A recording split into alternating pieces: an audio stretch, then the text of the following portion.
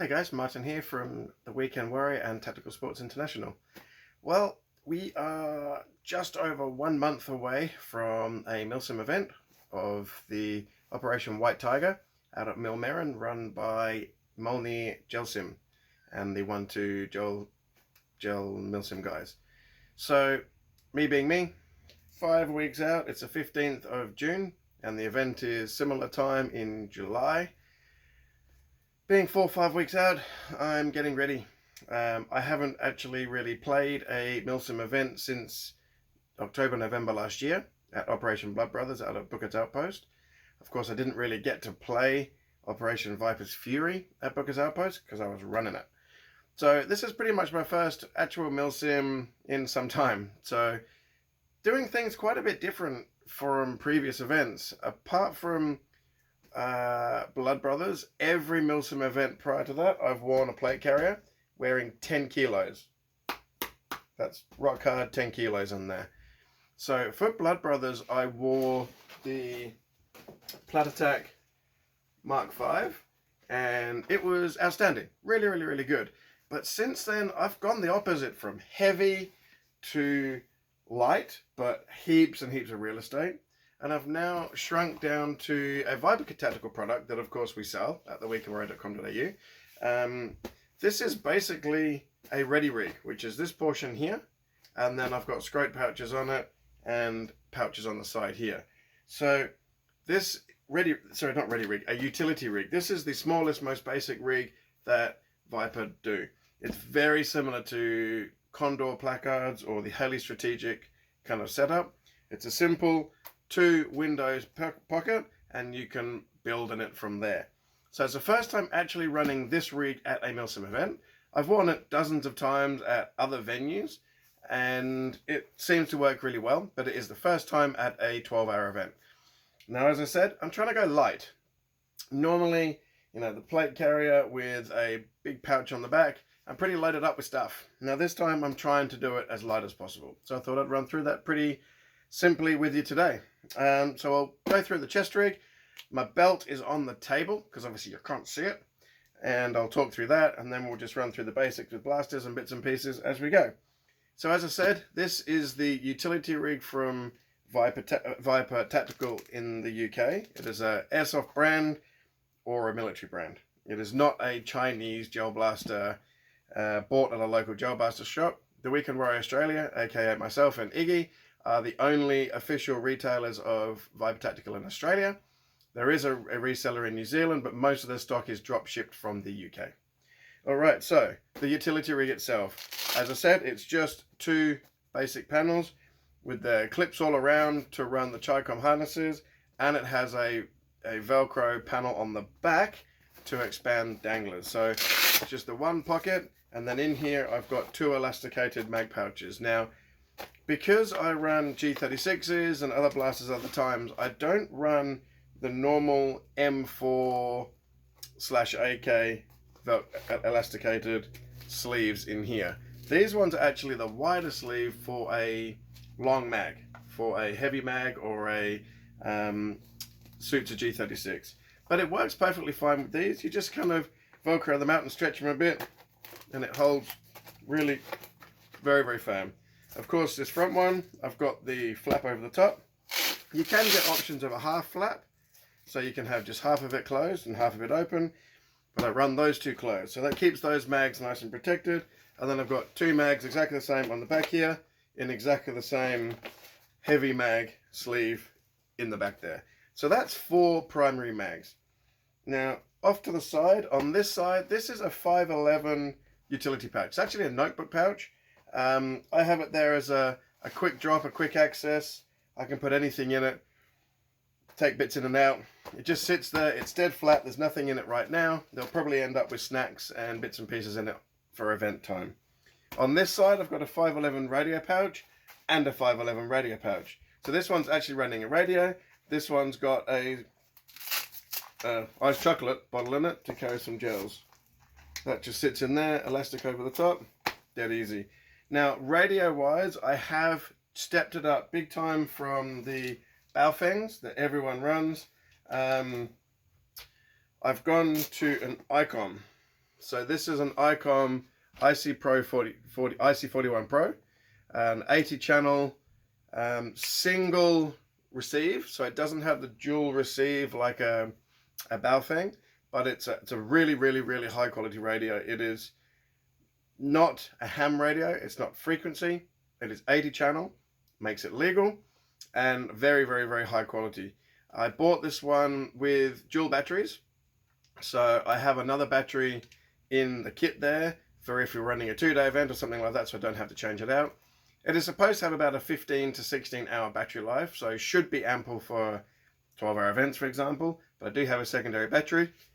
Because it lives in the pouch, obviously I've taken a pocket clip off. Now, running as a handheld, of course, running with a handheld antenna. I do have an adapter here to go to the ICOM antenna. Screws in there, and then using the quick disconnect, I've got quick disconnect here. That can go into my pouch, and then on my back the cabling runs through my left shoulder, and I don't know if you'll see it, I have the RFI extended antenna. So I have that. You can just see the white tube on the side here. I have that in a tube, so I can quite easily, I can find it. As I said, I haven't run this yet, so I've got to get used to it. Can quite easily raise and lower the antenna. If I'm not getting quite the full signal I need in just its low point, I can bring it up as high as I can get it. It's about there, so I should have a little bit better signal. Now that's an RFI 4 dBi antenna, and it's a half wave, so it's essentially, in theory, has twice the receive and output of this quarter wave antenna. But in all honesty, this antenna is probably better than this radio with an extended basic antenna anyway. So the radio itself has got very, very, very good signal, and it did come, because I chose the kind of security pack, with a screw-on side piece, a stealth earpiece, and the PTT is now up here on my shoulder. So where we had major comms issues at Booker's Outpost for Viper's Fury, as admin I'm referring to, because we were running Baofengs, as were dozens of players, and I did not have this type of antenna set up on it, and we had all sorts of frequency bleed issues. So I have also got this exact antenna with this cabling to suit these radios. Iggy's going to be running one, and because this is only the single receive, if I'm in a role where I might need to be listening to 2 channels, I will have that Baofeng. I can put it in here, put a second antenna on my back, and still have a really good service with a secondary radio as well. But my intention is just to run the one radio with the one antenna and the one earpiece. Alright, so the only other piece of the kit on here is, of course, I've got my trusty knife here. I don't like the position of it. I do need to remove it. It sits a bit high. I need to get a little bit lower down, tucked down here somewhere, so it's a little bit out of the way. But at the moment, I don't have anything there, so I need to add a loop of some form. Now down the bottom here, you can't really see, I've got the Viper Scrote dangler pouch. As I said, it velcros onto the back of the utility rig. In this pouch here, this one will also be snacks and bits and pieces, I would imagine, but I have my dead rag and I have my tourniquet. So I don't run the windlass wind-on tourniquets because I don't find it necessary for what is not actually a real incident. This is an elasticated tourniquet. I just accidentally pressed the release button. Really quick and easy to get it on. No stuffing around, and it's not actually going to cut circulation. So it does a really good job for the games we play. Really quick to attach, and is a tourniquet. So in the front pouch, I've got my dead rag and my tourniquet. And then I'm actually running, funnily enough, a second identical dangler scrote pouch behind it. So they basically sit one on top of the other, sits pretty much flush with everything else on my rig, but I got the two. So in this one on the back here, I have a notepad and pen. So this is a Write in the Rain space pen. So working when it's raining and not leak, etc., not wipe away. And I've got my compass tucked away in here as well. Keep it safe. Have a habit of breaking compasses. This is actually my third compass since playing milsim since 2019. In the back I've also got, I'm not going to get them out because it's a pain to get them back in, some cable ties in case we need to cable tie anything, and a texter. Now in this back pouch other bits and pieces will end up in there too, like a very basic little toolkit that I do not have in here yet because I'll need it prior. It's just literally a screwdriver style head with the 20 or so different tips that you can change for different bits. As I said, I'll end up with muesli bars, some chewy sweets and little bits and pieces like that. I won't take sandwiches and things like that in the field. It'll just be snacks to keep me going throughout the day. Alright, now on my back, in the Viper Tactical Charger backpack there, which is the expanding pack. Now that at the moment is not expanded, it is shrunk down. I have actually rigged this kit up. Now it's the first time running this kit at all on a milsim. It's also the first time ever running this kit how I've set it up like this. So I've tried to create it as a, what do they call it? A slave kind of setup. So I've got a quick release clip around here, and then a clip here that if I disconnect this one, and I need to take my camelback straw with it, I can swing my backpack around so I can access it from the side here. There we go. So if I need to, I can access the pack if there's no one with me. So for example, in the front pocket, I've got a muzzy head net. I don't know what the muzzy is going to be like out at Mjölnir, but it's worth taking with me just in case. Now, in the main pocket here, there's currently nothing, but that will be other food and bits and pieces needed. And then in the biggest pocket, which I'm not going to endeavour to take it out because it's just unnecessary, I've got my first aid kit in there. It's normally a clamshell first aid kit, but it's completely full and it's quite chunky when it's full and closed up. So I actually open it up flat and put it in the pack completely flat. And then in the back there, I've also got 3 litres of water through a 3-litre camelback. Alright, so let's check this to the floor and run briefly through the belt rig. Alright, so yes, I've got a pistol on there. Probably won't come to the game. I lie, every time I go to milsim, I really want to take the pistol, really want to use it. Gels are dried out, this and that, doesn't really work so well, but I'm probably going to take it with. Whether I carry it and use it, I'm not sure. Chances are you just lose a mag and rubbish like that, but it is what it is. So the holster is just an Ammo Max universal holster, and the pistol is my WeTech 4.3. Great pistol, works an absolute charm. I've got an extended mag release on there, which is a bit of a pain sometimes because you can drop mags from in a holster. Got a mag well on the bottom. The mags are running TTI style mag bases, Laylax exhaust ports. This one, I've double undercut it, done some custom work.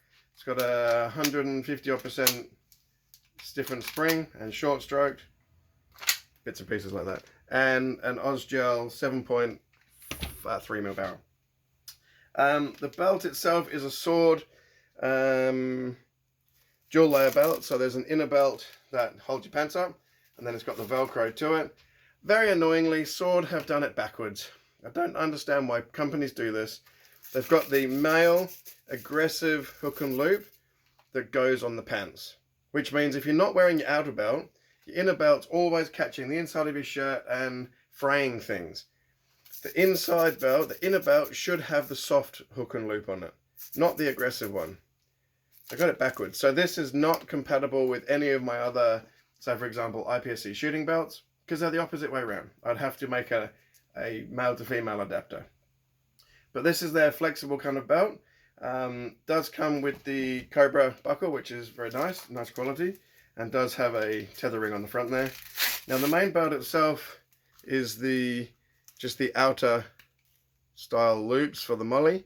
Does work very well. It's very nice. I have nothing against it. Although it is completely soft. There's no structure to it at all. So it's a soft belt, which is not ideal for carrying a lot of weight. You really do ideally want a stiff gun belt to support, you know, things on your belt and not twisting in. But this isn't overly heavy, so not too big a deal. This one here is a Viper Elite, basically 40mm pouch, and I've got just one single pineapple grenade on it. I put a red tether on it so I don't lose the grenade once thrown. Obviously, the pin comes out, I keep that with me. This also stops me from losing my pin, and then this hopefully means I can find it once thrown. I'm not taking Thunderbees and noise grenades with me to this event. For the simple reason is, two reasons actually. One, I tend to carry them the whole event and don't throw them, because I don't want to lose them. Now, they're $100 a core or whatever they cost, and they're just too expensive for me to throw and lose. Yeah, it's cool, granted, I like it. They do work really well, I do really enjoy them, but I'll leave them to other people to lose. As simple as that. Alright, now this next one here is a 511 expanding dump pouch. Only there for if obviously I need to chuck something in it real quick, or if I'm struggling to get mags in pouches and things, I can just tear that open and chuck everything to my back. These are normally obviously pistol pouches. There's nothing in this one at all at the moment. This one I've actually got a torch on Picatinny Rail, because this is a night event, so I may want to chuck that on come nightfall. That will probably start out the day in the charger pack on the back of my rig, because there's no need to have it on my belt all day. Primary torch, Olight Warrior M2R will stay in this pouch all day, just so it's always there on my hip. And then one spare magazine for if I take the pistol. Of course, if I don't take the pistol, I'll rip the holster off and of course not carry a spare mag. In front of that is one more rifle mag. Now this one is a Cyma Jund aftermarket brand that I've converted to Gen 8. You can see I've cut the mag release there to suit Gen 8, not Cyma. And I've put Gen 8 wheel and motor in it, so it feeds much better. All the other mags I've got in the rig there are EPM. They're really nice quality mag. They look great, they feel great, they're super reliable, but they've got quite small, it's quite low capacity. So this holds about, best part of 100 gels more than those. So I'll have this one as a spare in my kit, just in case I need it. So I didn't mention, but this is a Viper, this is two Viper dual pistol mags, obviously with the cover. This is a Viper single elasticated mag plate, but I have made up my own Kydex inserts, so it actually holds the mag really well on its own. Mag clips in there, and of course the primary reason for it is it makes putting your mags in really easy. When that's on there, you can just stab your mag into the elastic pouch. If you don't have feed lips like that, these are quite tricky to get them in and out of. Now I bought, you can't see it, but just here up on the shelf, I bought about 10 sheets of this grey Kydex Kiwi stuff, because it was really cheap, and I haven't used it. Then, last but not least, is my ever faithful, goes everywhere I go, milsim wise, one of about 4 Leathermans. This is my Leatherman OHT, one-hand tool. Never go to an event without it. I have Leathermans everywhere I go. This is my game tool. Alright, so chuck that one back in there. That's the belt rig done. Okay, so as far as, whoops, sorry, hit the camera. As far as everything else goes, I'll probably wear my camera hat for a fair chunk of the time, so I can get a bit of footage. It's a comfy hat anyway. I don't really notice it at all with the camera on there. It's an old Sony. See what footage I can get. The battery lasts 4 or 5 hours. Turn it on and off. I should get plenty of footage if I remember to turn it on, or if I turn it on in time. For the night stuff, I do have my Hick Micro Lynx Pro LE10, which is just a thermal monocular, and I have it on my homemade Picatinny mount. So I can put this on the top of the rifle and actually look through it and see what I'm doing. Now, the rifle I'm taking is my EMG Falcor, which has gone to every milsim event I've ever played in Australia. If I haven't used it, Lucas has used it. Before Lucas had his own rifle, he used this. And then since he got his own rifle, I've used it for every event. It's you've been in pretty much all my videos. It's always been seen. For this time, I've taken the Bushnell 1-4 power LPVO off there. Just something different. As I said, I'm going lighter. This is heavy, not really necessary. This is light. It's obviously a knockoff Aimpoint Acro. Yeah, it looks pretty cool. Don't mind it. As I was going to say, in my little toolkit, I do have the Allen key to rip this off come dark, because it's not a quick release by hand. Actually, I could make a quick release by hand. And then this actually bolts on instead. And then come night time, when I actually pop my front Magpul Embar sight up, I can actually see that through the thermal. So I can actually very, very, very vaguely aim where I want to aim and know where the gels are going, because of this is in the middle of the screen. If you haven't seen this thing before, it's a full internally built by Shaka from Aztec, from Azrael's. Generation 2, so it's a black scythe, which is a CNC gearbox. Of course has an Apache tappetless cylinder head. It's got a Warhead 36K on 16:1 gears. That's around about 28 RPS, which is a bit quick for milsim, but it's great. And a Leviathan and all the gear. It's got this little finger stopper on the front, which I quite like. Gives you a nice little purchase. And running a Hellfire hop-up, as per all my rifles. And I'm looking here because that's where my rifles are. 511 2-point sling. Great sling. We've also sell the Viper slings, which are every bit as good, just not quite as much padding. And that's about it. We'll be heading out on the Friday afternoon of the event, which I think the event's around about the 17th of July. It's called Operation White Tiger.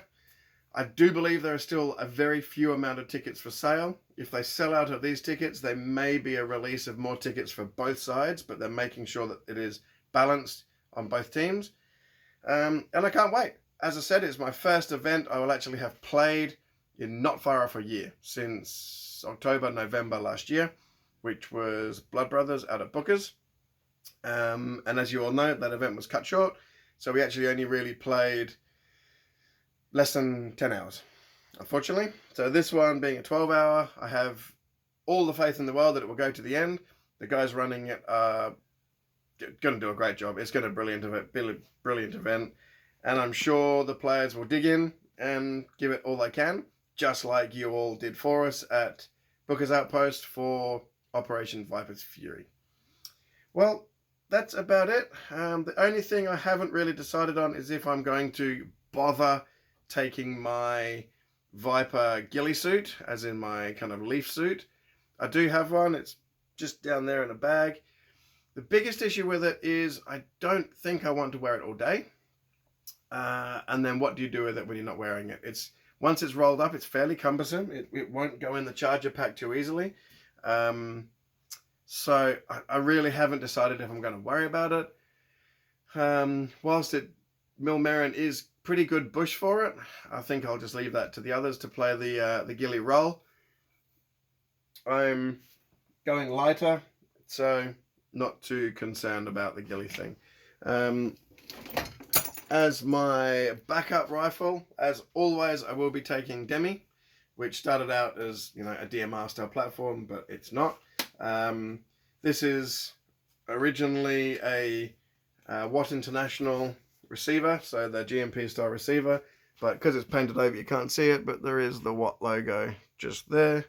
And they had that QR code in there, you can just see it. So obviously very beaten and used, and half the paint's coming off, but that's the look I like.